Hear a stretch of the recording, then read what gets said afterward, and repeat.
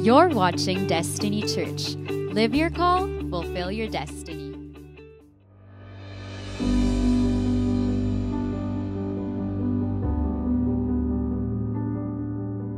And I would like to welcome each and every one of you to Destiny Church. Now, for those of you that are joining us for the very first time, welcome po. We are so happy, we are so excited to have you join us this afternoon. I know some of you might also be watching us via live stream. Welcome din po sa inyong lahat. No? By the way, my name is Pastor Carlo Panlilio, and I'm the senior pastor of Destiny Church. Me and my wife have been pastoring Destiny for the last 27 years, and we are just so happy that you could join us this afternoon. No? Can I ask every one of you to join me for a short time of prayer before we go into the Word of God? Let's pray. Panginoon, we just want to thank you, Lord God, for this wonderful afternoon. And Holy Spirit, we just ask you to come right now and be the one, Lord God, to lead us, Lord. I pray, Lord God, that you would open our eyes and our hearts, Lord God, and our minds to your word. And let this word, Lord God, change, encourage, transform our lives, Lord. And Lord, that we will be able to apply the words, Lord God, in our lives. We thank you, Lord, in Jesus' name. Amen. Can we just give a clap to the Lord? Praise God. No? So, last week, we began with a brand new series in our church entitled Roads to Redemption. Can you say it with me? Roads to Redemption.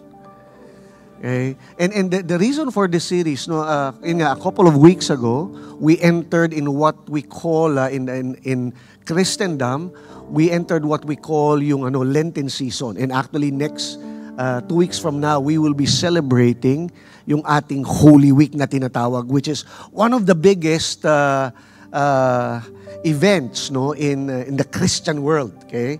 And so yung Roads to Redemption, it was birthed out of the idea na actually when I was thinking about this series, I was thinking, ano ba yung mga actual roads that Jesus walked through that led to the suffering, death, and crucifixion, and of course, the resurrection of Jesus Christ. And bakit roads? Okay? Sino dito, okay, you have traveled on a road. I believe every one of us, right? In fact, the reason you are here today is because, meron ba dito, what happened to you a while ago was you entered into a portal and all of a sudden you were transported to this place. I don't think so, right? Okay, kaya ka nandito kasi meron kang mga kalsada, may mga daan kang tinahak, daan na, dinaanan natin for you to get here. Okay? This morning, I preached at our satellite in Destiny Parañaque. And so, coming here, I traveled on several roads. Yung Aguirre Road, which is in Parañaque, and then nag-SLEX ako, and eventually, I passed via EDSA. Ngayon kayo, anong road yung dinaanan nyo para mapapunta dito? But, I'm just not only talking about physical roads. Okay? Roads are also what you call metaphorical. I'd like to just share this again. I shared this last Sunday. Roads metaphorically represent the journey of life, guiding us towards our destinies through the choices that we make. Just as a traveler must decide which path to take, we navigate through life by making decisions that shape our future. Now, some roads are smooth and direct, leading to success with little or no resistance. May mga daan na you just know that they're smooth, they're paved, but then there are other roads that are winding, filled with obstacles, that test our strength and perseverance. Okay?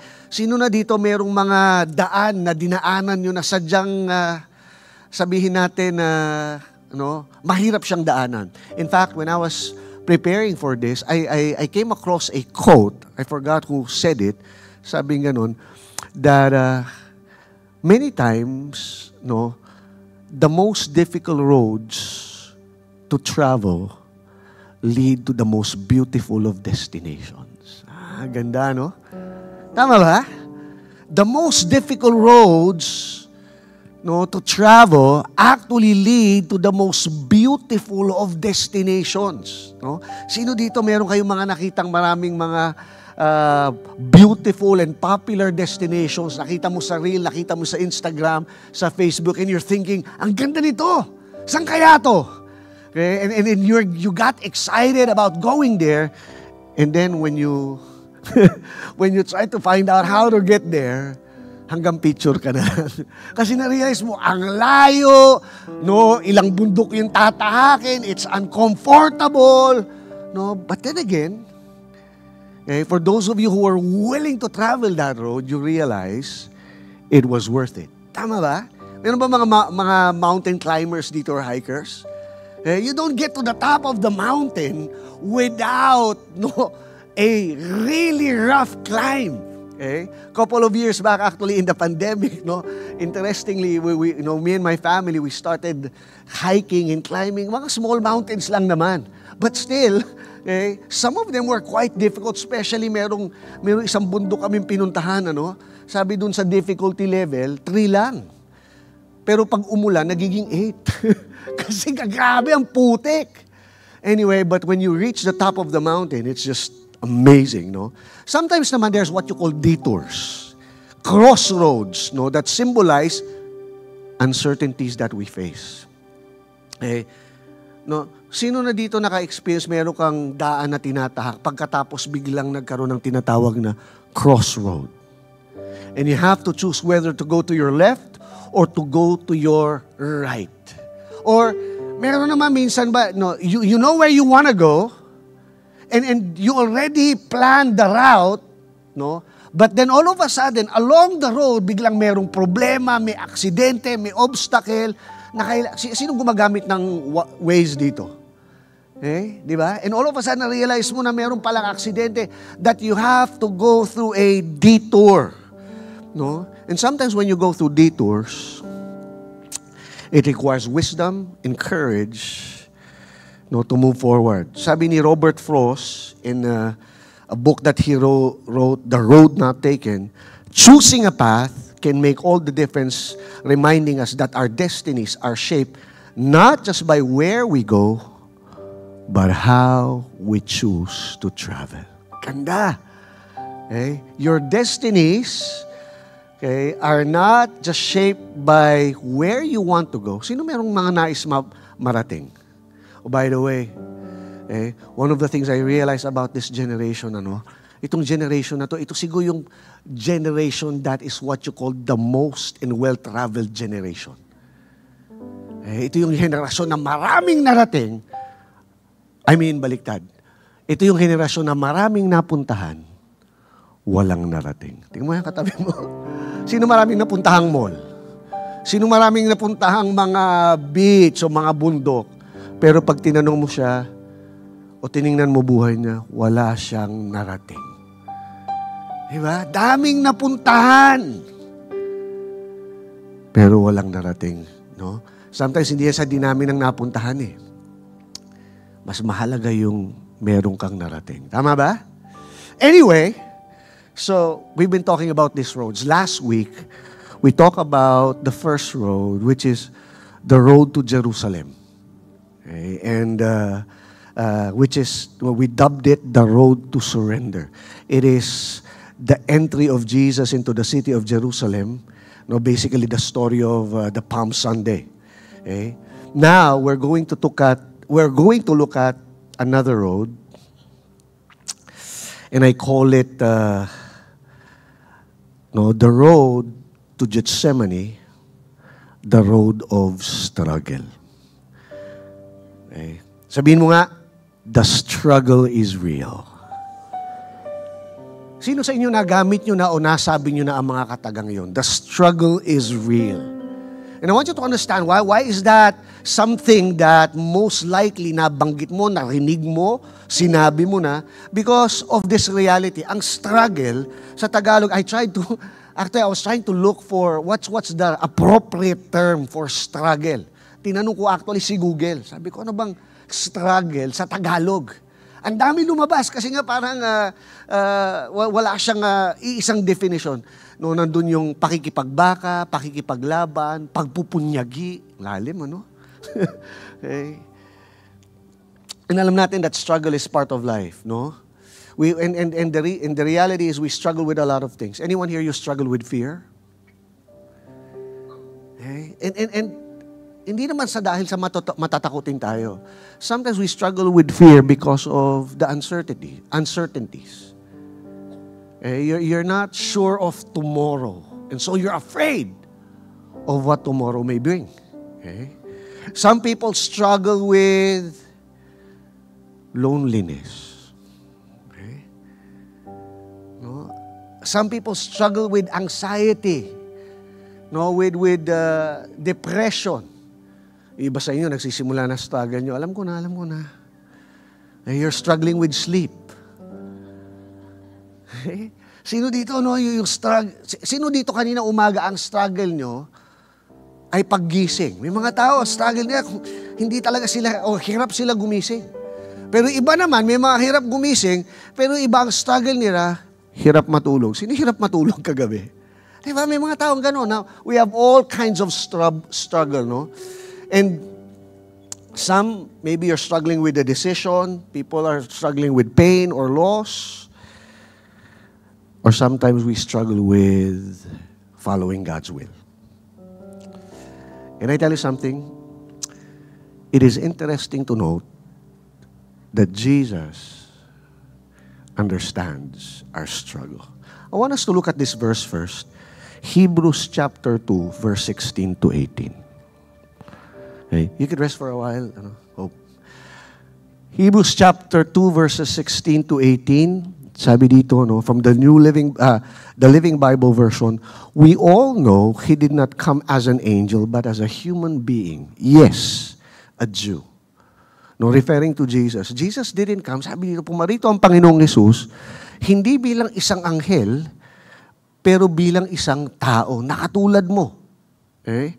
Verse 17, sabi niya, it was necessary for Jesus to be like us, His brother, so that He could be merciful and faithful high priest before God. A priest who would both be merciful to us and faithful to God in dealing with the sins of people. For since He Himself has now been through suffering and temptation, He knows what it is like when we suffer and are tempted, and He's wonderfully able to help us. Did you just get that? No, sabi dito, katulad daw ni Jesus, no? Yun nga, kaya pala siya nagkatawang tao. Hindi siya pumarito dito, no, bilang Diyos. No? In fact, sabi dito, He left His divine attributes, okay, and He came as a human being so that He can identify just like us. He went through temptation, He went through suffering, nakatulad mo. Kaya gusto ko malaman mo, ramdam ka ni Jesus. Right? Jesus understands you. Look at this other verse, no? In Hebrews chapter 4, verse 15. Jesus, our high priest, is able to understand our weaknesses. When Jesus lived on earth, He was tempted in every way possible. In other words, yung mga nararanasan mong struggle, yung mga nararanasan mong temptation, no, sabi dito, napakalinaw na, pinagdaanan to ni Jesus. Nakaka-relate siya sa atin at mahalaga, nakaka-relate ka sa Kanya. Alam niya pinagdadaanan mo. He was tempted in the same ways we were tempted, but the difference is, He never sinned. In other words, He was able to overcome victoriously His struggles. The road of struggle is a road that Jesus Himself walked through. He knows what it means, okay, to struggle. He understands us. Okay? And we need to understand, before the cross, before the empty tomb, before the resurrection power, Jesus went through a night of deep and agonizing struggle in a place called Gethsemane. At yan yung ating titingnang kwento this afternoon. Matthew chapter 26, verse 31 to 46. The New Living Translation says, sabi dito, on the way, can you say it with me, on the way? So, He was on the road. He didn't just ended up in Gethsemane. Okay? He walked that road. On the way, Jesus told them, tonight, all of you will desert me. For the scriptures say, God will strike the shepherd and the sheep of the flock will be scattered. But after I have been raised from the dead, I will go ahead of you to Galilee and meet you there. Peter declared, even if everyone else deserts you, I will never desert you. By the way, I would like for you right now to just join me in this story. One of the things, bakit ang marami sa atin, we never get to really appreciate the Bible, is because minsan tinitingnan natin yung Bible as a form of a rule book, a bunch of do's and don'ts. Mga bawal, mga pwedeng gawin.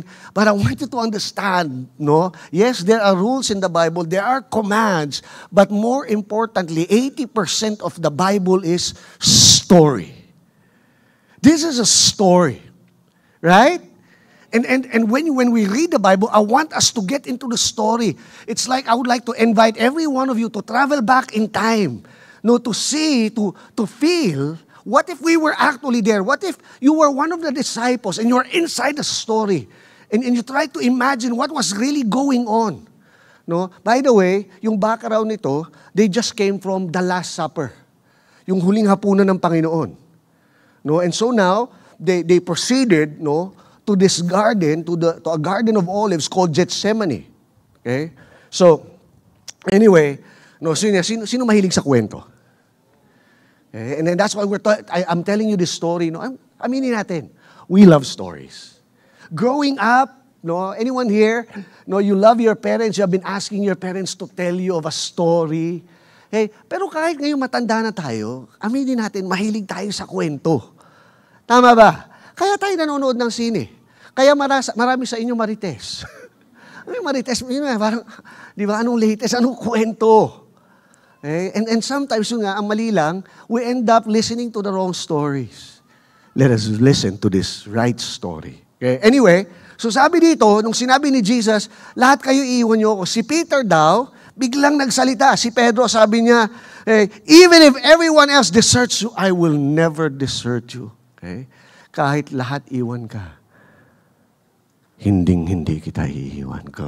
Drama, no? Ganyan talaga si Peter. Yan yung character niya. Sabi ni Jesus, I tell you the truth, Peter, this very night, before the rooster crows, bago tumilaok yung manok, you will deny me 3 times that you don't even know me. Sabi ni Peter, no! Peter insisted, even if I had to die for you. Kahit hanggang kamatayan. Drama, no? I will never deny you. And all the other disciples vowed the same. Sabi niya, kami rin. Then Jesus went with them to the olive garden. Take note, it's an olive garden. Okay? Called Gethsemane. And he said, sit here while I go there to pray. Verse 37, he took Peter and Zebedee's 2 sons. Wait.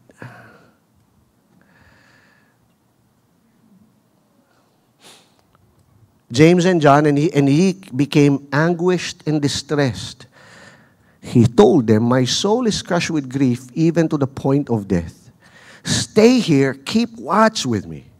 He went on a little further and bowed his face to the ground, praying, my Father, if it is possible, let this cup of suffering be taken away from me. Yet I want your will to be done, not mine. Then he returned to his disciples and found them asleep. Parang ako lang minsan, pag nakikita ko kayo dito. Di ba? No, wala pa. Ilang saglit pa lang pagbalik ni Jesus, no, tulog daw yung mga disciples niya. No, parang nag-iintro pa lang si pastor, no, nag-struggle na kayo. Sabi dito, he said to Peter, couldn't you watch with me even an hour? Keep watch and pray so that you will not give in to temptation, for the spirit is willing, but the body is weak. Verse 42, then Jesus left them a second time and prayed, my Father, if this cup cannot be taken away unless I drink it, your will be done. Take note, second time, Jesus prayed. Okay? And when he returned to them again, he found them sleeping, for they couldn't keep their eyes open. So he went again and prayed a third time, saying the same things again. Then he came to the disciples and said, go ahead and sleep, have your rest. But look, the time has come the Son of Man is betrayed into the hands of the sinners. Up, let's be going. Look, my betrayer is here. And it is at this moment na si Judas, si Judas, kasama niya na yung mga sundalo. And was about to, it was about to betray Jesus. Okay. I'd like to specifically talk about three, bilang tao, we are familiar with struggle. Lahat tayo nagsastruggle.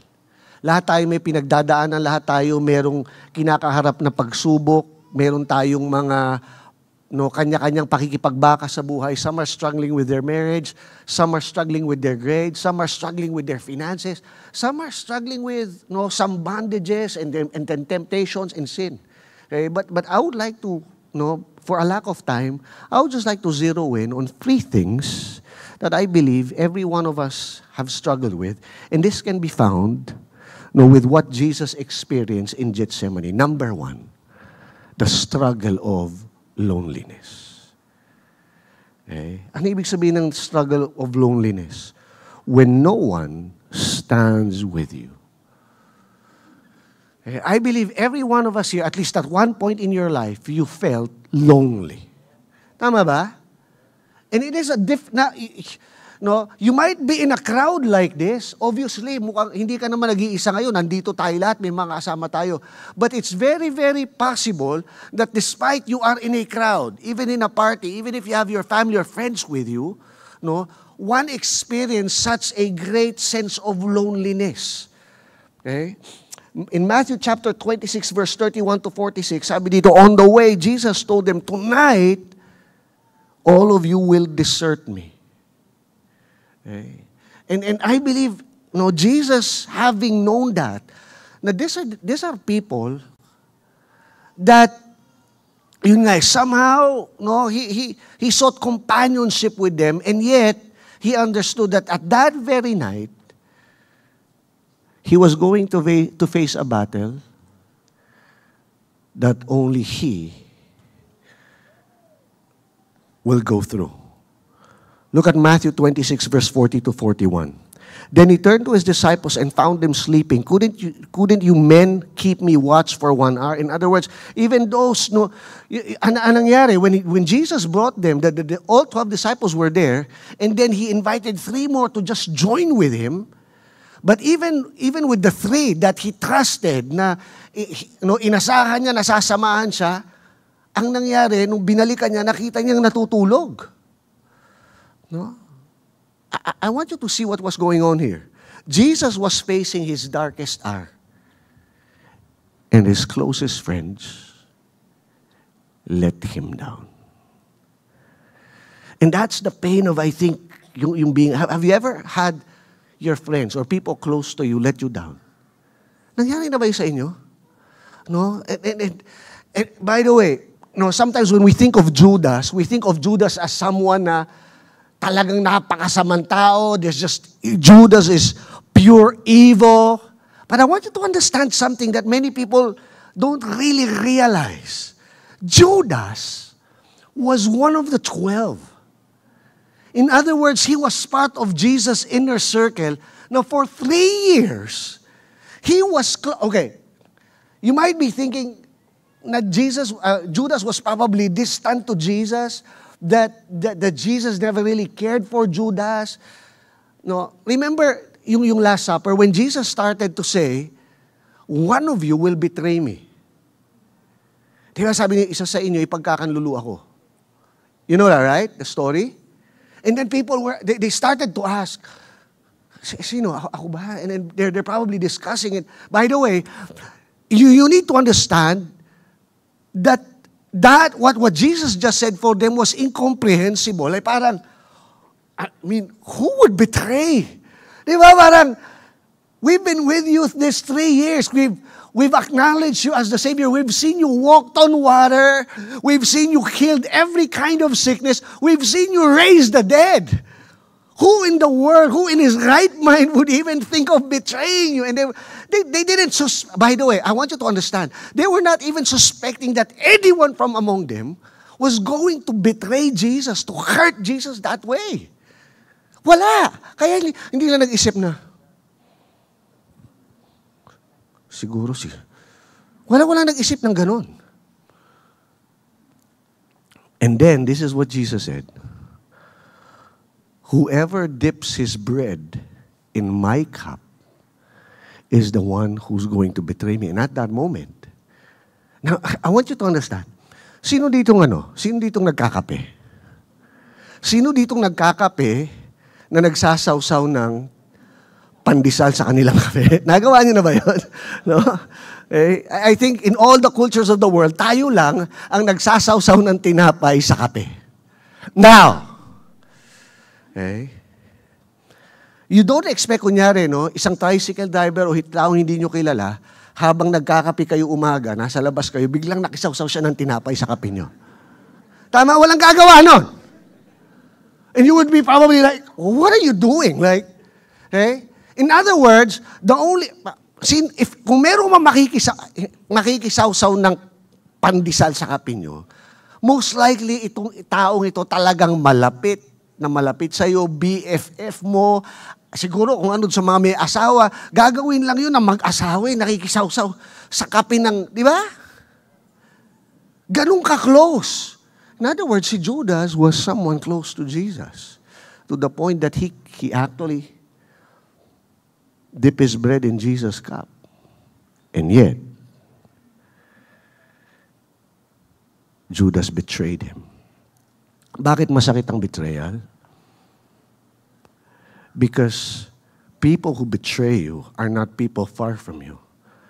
Many times, they are people closest to you. Kaya masakit eh. Tama ba? Hindi ka kayang saktan ng isang taong malayo sa iyo eh. Nasasaktan tayo kasi minsan, yung mga taong inaasahan natin, yung mga taong akala natin magmamahal sa atin, ayun yung mga taong napakalapit sa atin.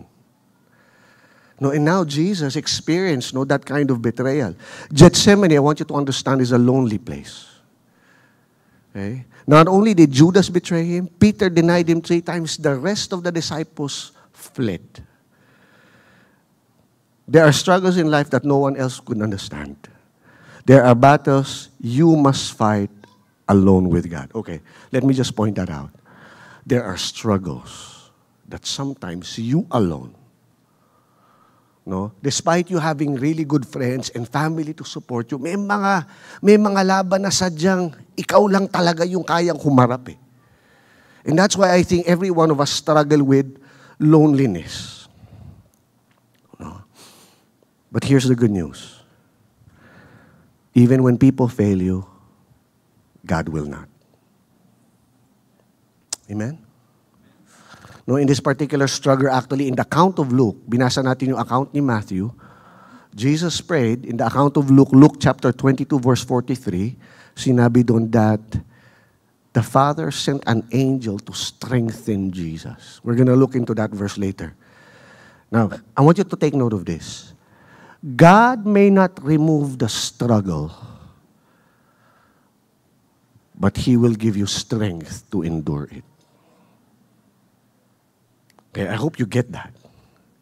Sometimes, how we wish that God removes us from the struggle, removes our source of pain, removes our discomfort.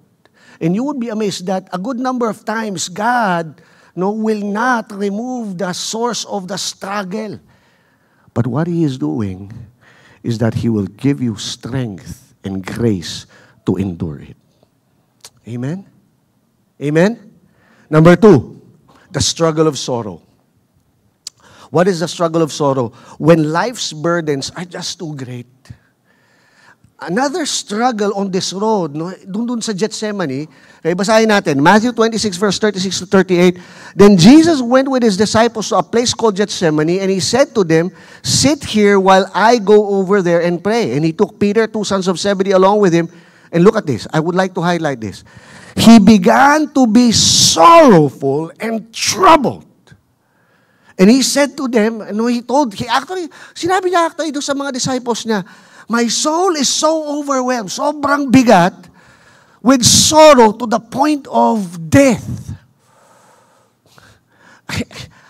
Honestly, I don't think any one of us here can actually comprehend the gravity, yung bigat na dinadala ni Jesus. No? This is not something metaphorical. This was, totoo, it was a sorrow to the point of death. No? The weight of sorrow, Jesus is, no, yung sorrow dito, yung bigat, yung lungkot na nararamdaman ni Jesus here is so severe na sabi niya, he was almost to the point of dying. And maybe some people, no, because they cannot handle their sorrow, that's why people contemplate committing suicide. It's just too much for them. Okay? When you lose a loved one, the pain of a broken heart, sometimes some people are not able to recover or they don't even know how to respond. That it's, you know, they feel like it's better to die. But I don't think that is similar to what Jesus was experiencing here. No, sabi niya, he is overwhelmed. No, the right translation for this is, he is overwhelmed with so much misery and horror. No, as to what lies ahead. Okay, and this is more than just the physical suffering na kakaharapin niya sa cross, but more importantly, the spiritual burden. Okay. Check this out. At that particular moment, Jesus was now carrying all the weight of the sorrows of the world. Okay. Sino na ditong nalungkot? Can you try to imagine or try to go back to a place na nakaramdam ka talaga ng tunay na kabigatan at tunay na kalungkutan? But now, here's what I would like you to do. What if lahat ng lungkot mo, past, future, and present, pinagsama-sama sa isang moment in time, and now you're carrying all that weight. And that is nothing. Because what Jesus was carrying was all the burdens, all the weight of the world. Kaya nga sabi sa Isaiah chapter 53, He is a man of sorrows. He carried your sorrow. If you think nobody understands your sorrow, someone does. And Jesus was really struggling with that because He was fully human. No, ramdam na ramdam niya yung lungkot. But not only that, I think this is what's worse. Remember that Jesus was not only going to carry sorrow, He was going to carry all the sin of the world. You know what really makes us sorrow? Sino dito pag nagkakasala, nakakaramdam ka ng lungkot? Meron kasi nagkakasala na masaya pa eh. Hindi, pero, pag nagkamali ka, pag nagkasala ka, pag may mali kang ganawa, yung natural instinct na, parang you feel bad, you feel guilty. Now, some of us, yun nga, we got used to sinning, and so, the guilt of sin sometimes doesn't bother us anymore. Now, check this out. Jesus never sinned. Kahit kailan hindi pa siya nakaranas ng guilt, ng kasalanan. And yet at the very moment, He started to feel the weight of every single sin. Your lust, your lies, your masturbation, your pornography. Your greed, the murder, all those sins of the world started to weigh on this human being. The wrath of God. No, it was crushing. It was, but I don't know if but there was something interesting about Gethsemane. Mapapansin nyo kanina, nabanggit ko that Gethsemane was, yes, it is a garden, but more importantly, it was a garden of olives. It was an orchard, may mga olive trees. Now, dito sa Pilipinas, we're not familiar with olive trees. Okay? Lahat ng olives, sino dito nakagamit na ng olive oil? Okay? Sa pasta, mamahalin yan, di ba? Mamahalin. Kalidad na oil yan, no? Kung i-compare mo sa Baguio oil o Minola, di ba? Hindi, mahal yung olive oil. Okay? Pero I want you to understand, paano ba nagkakaroon ng olive oil? No, you pick ripe olives and the olives are basically crushed and pressed. And from the crushed olives, oil comes out. And I don't know if it has some metaphorical significance that Jesus was in this garden. And just like olives, his soul, his whole being was going to be crushed. But there's going to be oil that's coming out. He felt what we feel. He knew pain, he knew fear, he knew sorrow. He understands. And he's been there. Number 3. The struggle of obedience. And I think this is also a struggle na lahat tayo struggle with. Ano ibig sabihin ng obedience? When your will clashes with God's will. No, nangyari na ba sa'yo na alam mo naman ang tama, pero parang mas gusto mong gawin yung mali? Tama ba? Hindi nangyari sa'yo yun? Alam mo yung tama. You know, this is what is right. But somehow, your desires, as if would like for you to do what is wrong. You know, this is what God wants of your life. And yet, you find it hard to obey God. We rebel. Okay, and interestingly, Jesus was faced with the same prospect. No, sabi dito, Matthew 26 verse 39, going a little farther, he fell his face to the ground and prayed, "My Father, if it is possible, may this cup be taken away from me." His human side, yung kanyang okay, no human being here, no, anyone here, you are actually love the prospect of suffering. Ayan, maghihirap na ako. Ayan na. Hindi. We're afraid of suffering. As much as possible, you would want to avoid it. You don't want it. And you need to understand Jesus, as a human being, knowing what was about to happen, wasn't like excited. He struggled with it. He struggled with obeying. You would have thought, Jesus, there's no way he would have struggled with obeying God. But he did. Sabi niya, kung pwede lang, huwag ko nang inumin ang sarong ito. It's representative of what he was going to go through, this cup. Okay? And yet, not as I will, but as you will. I tell you something, this is one of the most honest human prayers in the Bible. And Jesus was just honest before God. He didn't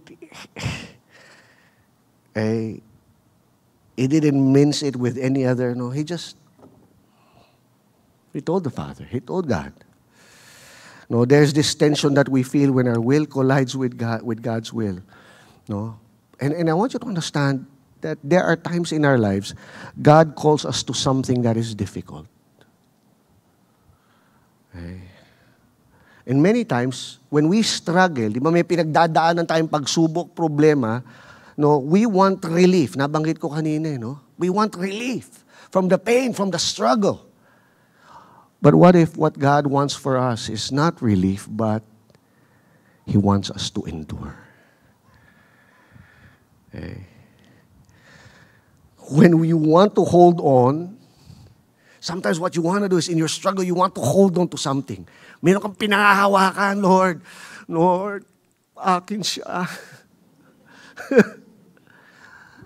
Pero ang nais pala ng Lord, matuto ka ng mag-let go. Ang higpit kasi ng hawak mo eh. Minsan may mga pinaglalaban ka sa Lord, hindi lang akin siya, pero Lord, akin tong promotion na to, akin tong trabaho na to. Pero gusto pala ng Lord, matuto ka na, ipagkatiwala ito sa Kanya, to let go. Yun nga, not your will, not what you want. But His will to be done.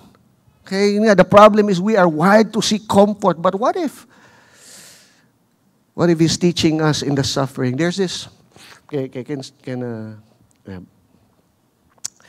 Anyone here, you're familiar with a song by Laura Story, and the title of the song is Blessings.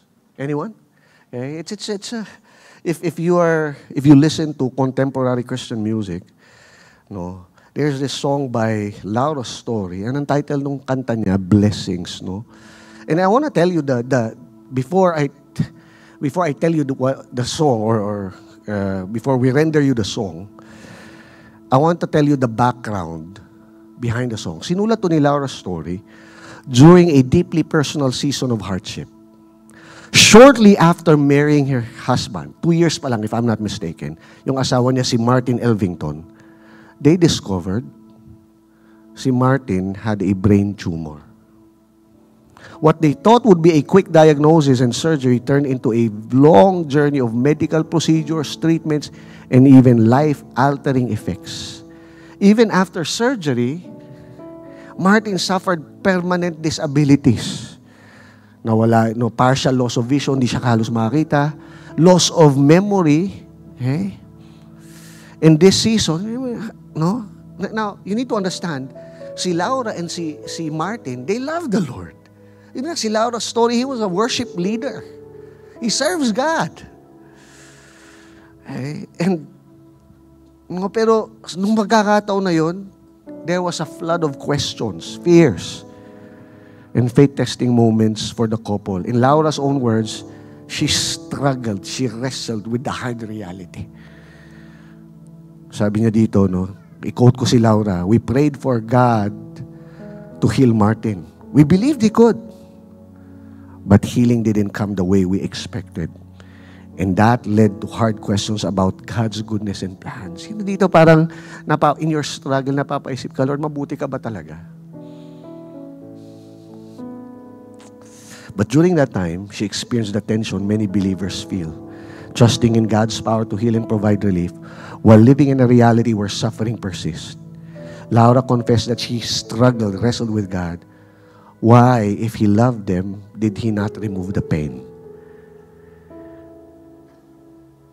But the Lord revealed His answer through this song that the Lord gave Laura. Sige, who's gonna sing? I'm not gonna sing, by the way. Okay? Otherwise, you will all struggle. No?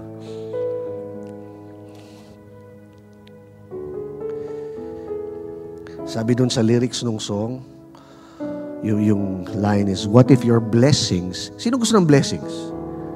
Sino nagpe-pray ng blessings? Pero sabi dito ni Laura doon sa kanta, what if your blessings come through raindrops? Bakit raindrops? No, kasi what we want, pag blessing, sometimes it is synonymous with the sunshine.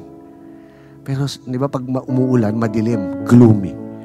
Tapos sabi niya, what if your healing, ang ganda nito, what if your healing comes through tears? Wait. Hindi pala sa lahat ng pagkakataon na lumuluha ka, nasasaktan ka.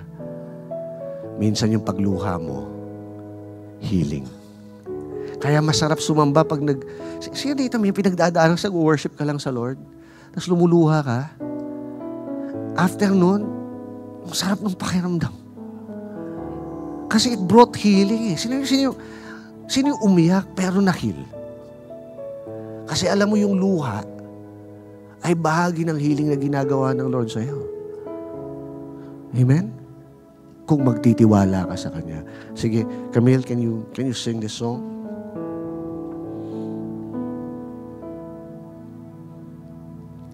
We pray for blessings. We pray for peace. Comfort for family. Protection while we sleep. We pray for healing, for prosperity. We pray for your mighty hand to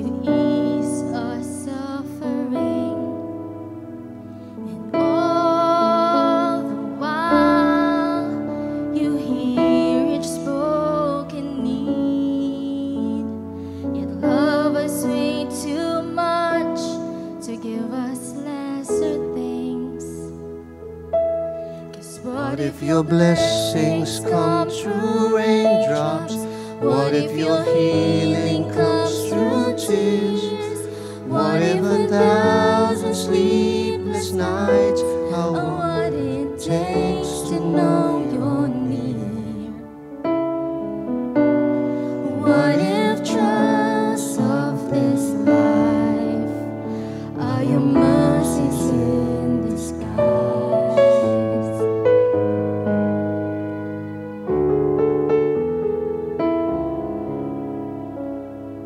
We pray for wisdom, your voice to hear, and we cry in anger when we cannot feel you near.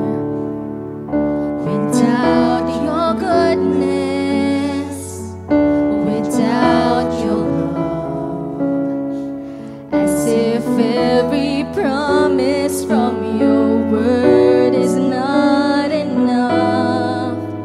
And all the while you hear each desperate plea, and long that we'd have faith to believe. 'Cause what if your blessings come through raindrops? What if your healing comes through tears?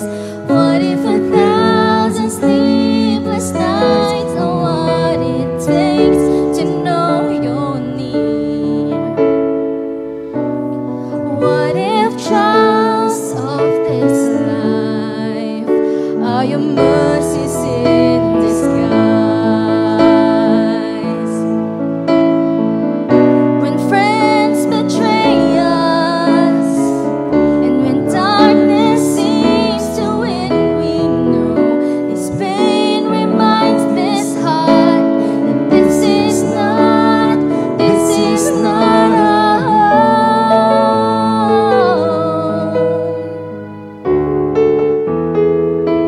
It's not our home.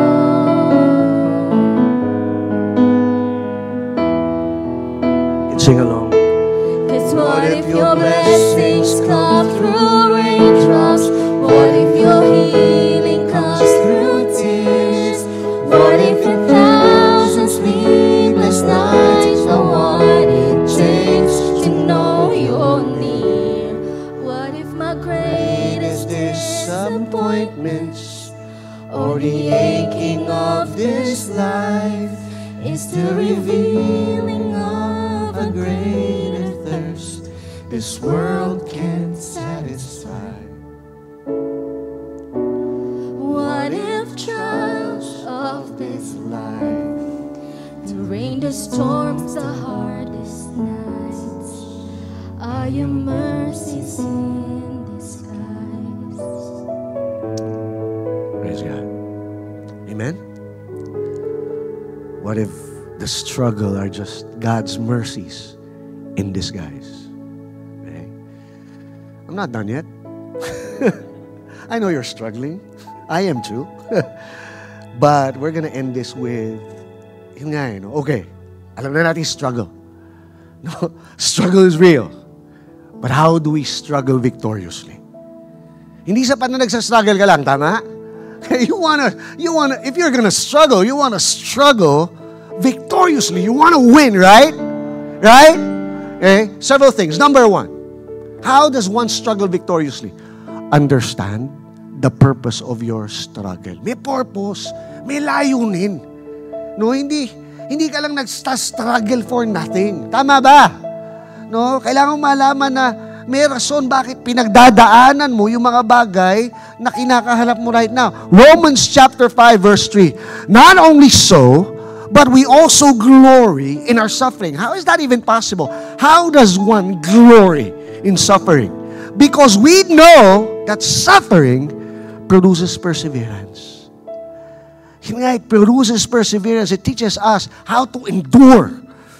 Perseverance brings about character. In other words, nababago yung pagkatao mo. No? Character, hope. No? And hope does not put us to shame because God's love has been poured out into our hearts to the Holy Spirit who has been given to us. Okay? What is the purpose? Suffering produces perseverance, character, hope. And not only that, it deepens our experience of God's love. Amen? Ayun nga, sometimes in the midst of suffering, doon mo talaga tunay nararamdaman yung pag-ibig at presensya ng Panginoon. In 1 Peter chapter 1, verse 16, in all this, greatly rejoice, though now for a little while, sabihin mo nga a little while, sabihin mo nga a little while, ano ibig sabihin mo a little while? Panandalian lang. Huwag ka mainip. Huwag ka mainip doon sa suffering. Okay? You may sabi dito, a little while, you may have to suffer grief in all kinds of trials. Huwag ka mahinip. Sabi mo sa katayo, huwag ka mahinip. Manatapos din si pastor.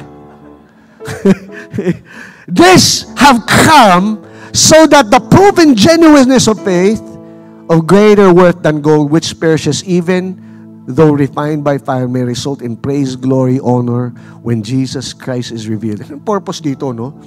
Okay? Yung metaphor dito, no, sabi dito, it's like suffering is like fire. Gold, how do you know when gold is gold? You bring it through fire. It is refined, it is purified. And is it possible that the Lord allows suffering in our lives to refine our faith? To test your faith whether it is genuine. Sabihin mo nga, genuine ka ba? Genuine ba yung pananampalataya mo? Kasi madaling sumampalataya pag everything is going well eh. Madaling sumunod kay Jesus parang kung, ay, ang saya mag-praise and worship. But what if you're tested? That is the refining factor. Struggles shape our character. God's purpose in our struggles is to make us mature, complete, lacking nothing. Number 2, how did Jesus struggle? Bring your struggle to God in prayer. What did Jesus do? No? Sabi niyo, Matthew 26 verse 39, going a little farther, he fell to his face to the ground and prayed. Can you say it with me? Pray! Here's the problem. Marami na minsan, pag nagsastruggle tayo, yung last resort natin, pananalangin. No? I mean, really, how many of you are going through struggle and you went to God in prayer? Okay? Pero hindi, kadalasan na ginagawa natin, we try to fix our problems with our own efforts. No? You have a problem with a family, no? Go to God in prayer. With your relationship, with your work, with your studies. Problema yun nga, we start getting anxious, we become afraid, no, pray! Sabi mo sa kapatid mo, pray! If Jesus, this is Jesus already. If Jesus, the Son of God, went to pray, to bring His burden to God, how much more you? You know what Jesus was doing? He was trying to model something for us. Okay? Jesus didn't hide His struggle. He took it to the Father. Yung nasabi ko kanina, He was honest. He didn't pretend to be strong. He poured out His heart, wrestling with pain of what was ahead.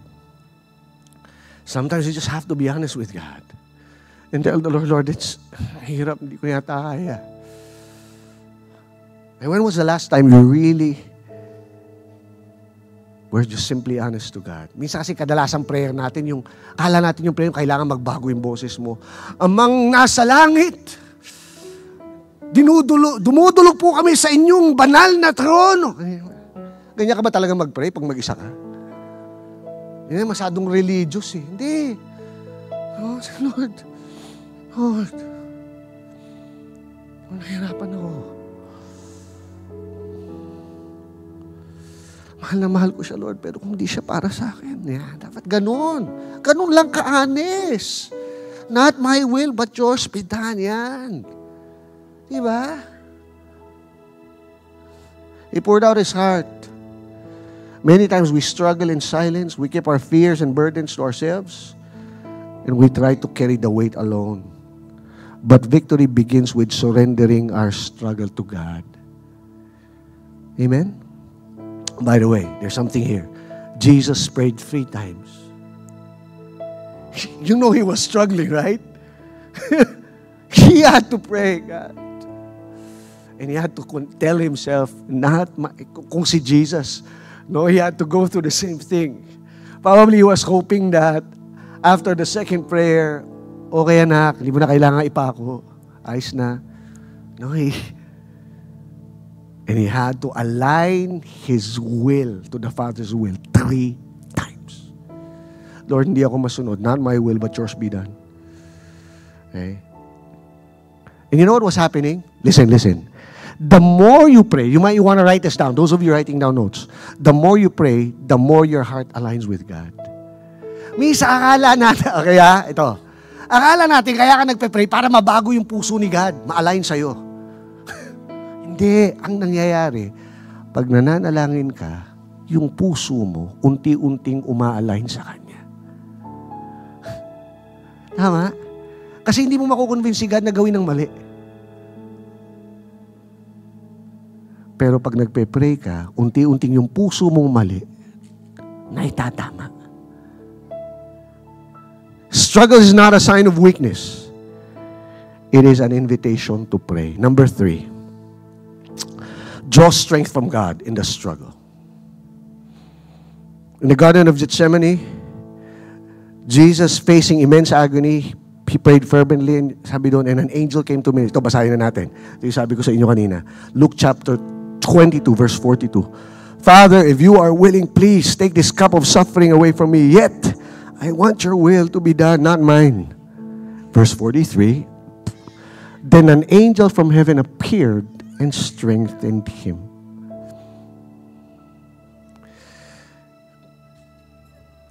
The Lord didn't allow Jesus for the cup to pass him. But what he did, he sent an angel to strengthen him. Ito yung similar, yung kilala niyo si Paul, di ba? In 2 Corinthians chapter 2, kung kilala niyo si Apostle Paul, one of the greatest apostles of all time, you would have thought that, meron ba weakness tong si Paul? Pero sabi niya, meron siyang pinanalangin, ang tawag niya dito, thorn in the flesh. Meron daw siyang tinik sa kanyang tagili, sa kanyang laman, na bothersome. Parang if only God could remove this pain or this weakness or whatever. Okay? Pero hindi inalaw ng Lord. Alam mo sagot ng Lord sa kanya? But He said to me, my grace is sufficient for you, for my power is made perfect in weakness. Therefore I will boast all the more about my weakness, so that Christ's power might rest on me. That's why, for Christ's sake, I delight in weakness, in insults, in hardships, persecutions, and difficulties. For when I am weak, I am strong. And finally, I'll skip number 4 and just go to number 5. Persevere with joy. Sabihin mo nga, persevere with joy. Here's another perspective on how to approach yung mga struggle. Hebrews chapter 12 verse 2, we do this by keeping our eyes on Jesus. The champion, in other words, He's victorious. No? Alam na natin yun. Who initiates and perfects our faith. Because of the joy awaiting Him, He endured the cross. Now, ito pala isa sa mga ginawa ni Jesus, no? While He was going through the struggle, He also anticipated the joy that was waiting for Him. Tama ba? In other words, I want you to understand, no? If you struggle rightly and you have the right perspective, merong eternal reward. Yung struggle, temporary lang. Tama ba? Sabihin mo ay struggle, temporary lang. Ito kasi problema, ito, no? Okay? Yung iba, dumadaan sa hirap, and later on, mararanas nila yung sarap. Problema, ikaw, gusto mo sarap muna eh. Later on, hirap na hirap ka. Hello? Baliktad eh. No? Recently, the whole nation was excited about nung nakinig natin yung Cinderella run ni Alex Ayala sa tennis, di ba? And I want you to understand, that didn't just happen overnight. Hindi po siya biglang sumakses. In fact, ang totoo niyan, step by step yun. In other words, may hirap eh. And later on yung sarap. Pero pag inuna mo yung sarap,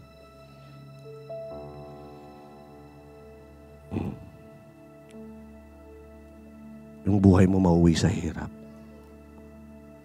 Yung iba inuna yung sarap. No? May panahon yung pag-ibig. May panahon yung pakikipagrelasyon. Inuna mo. Sarap ka agad, sarap. Nauwi. Ang hirap. Hello? But praise God. That's why we have a Redeemer. Amen. Can I invite you to stand up, please?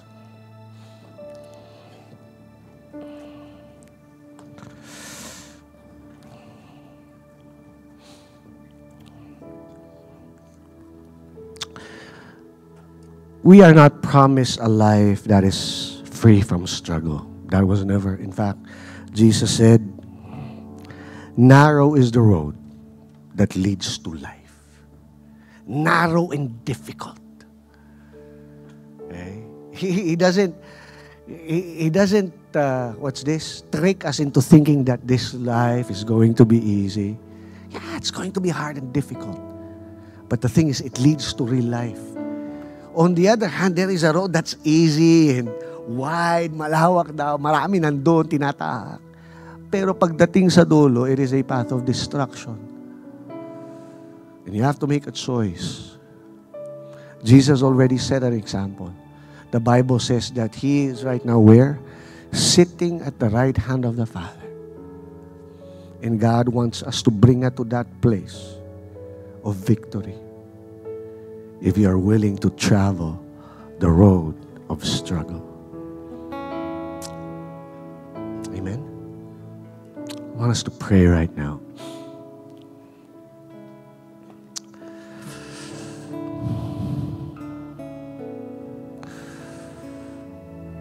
Lord, we want to thank you, God, for your word. And I know there is a reason that these people are here this afternoon, Lord. Alam ko meron kami mga individually pinagdadaanan. But it gives us great comfort, Lord God, that you understand us. You understand our sorrow. You understand our fears. You understand the temptations that we face. Lord, many times, sinusuway namin kayo. Many times, we want to do our own will. But this afternoon, Lord, we bring ourselves to you, Lord God. We come to you, Lord. And we tell you, Lord God, not my will. Can you tell that to Lord? Maybe for the longest time, you have been going against God. But right now, what you need to do is just surrender and tell the Lord, Lord, hindi na ako masunod. Hindi na ako masunod sa buhay. I'm surrendering myself to you. Not my will, but yours be done. God, go ahead. Whatever it is that the Lord, surrender your pain, surrender your sorrow, surrender your sin. Don't hold on to that. Don't fight the Lord for that. Let go. Let go. God.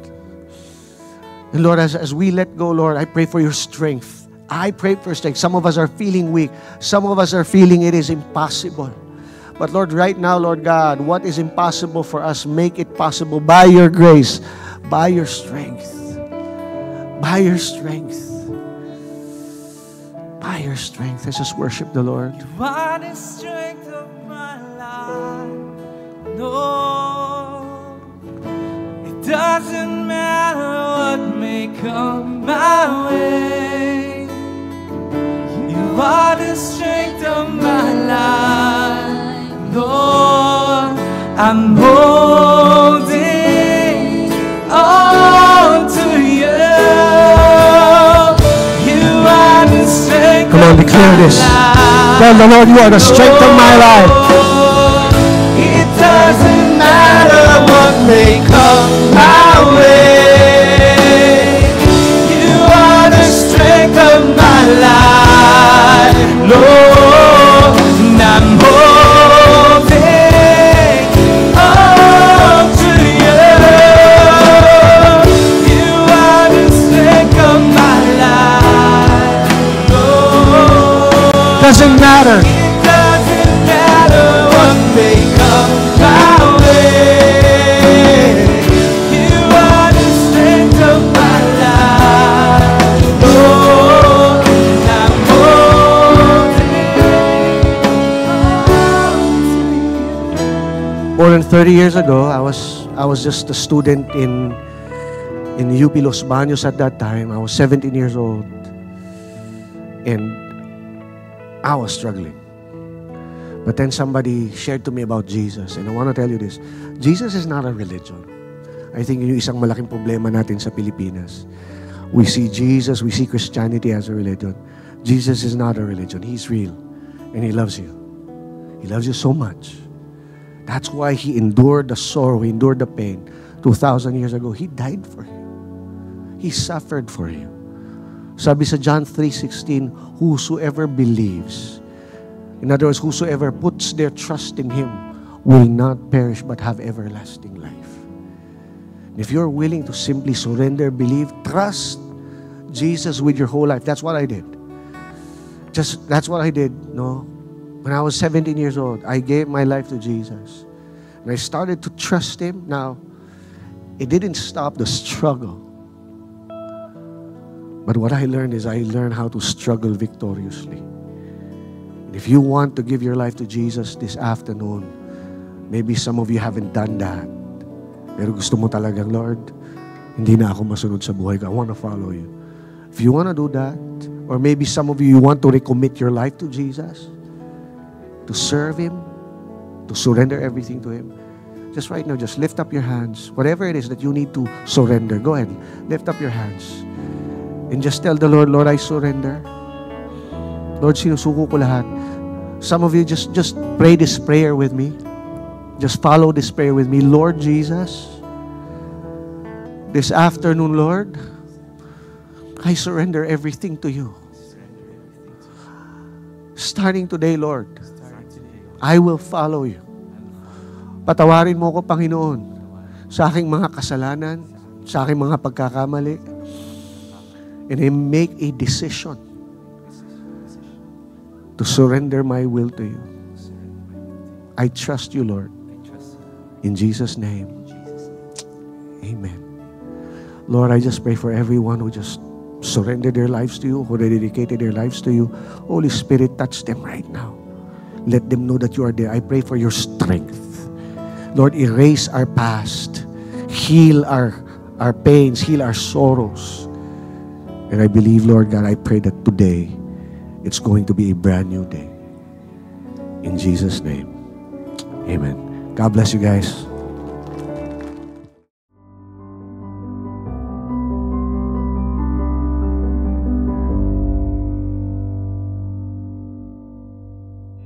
You're watching Destiny Church.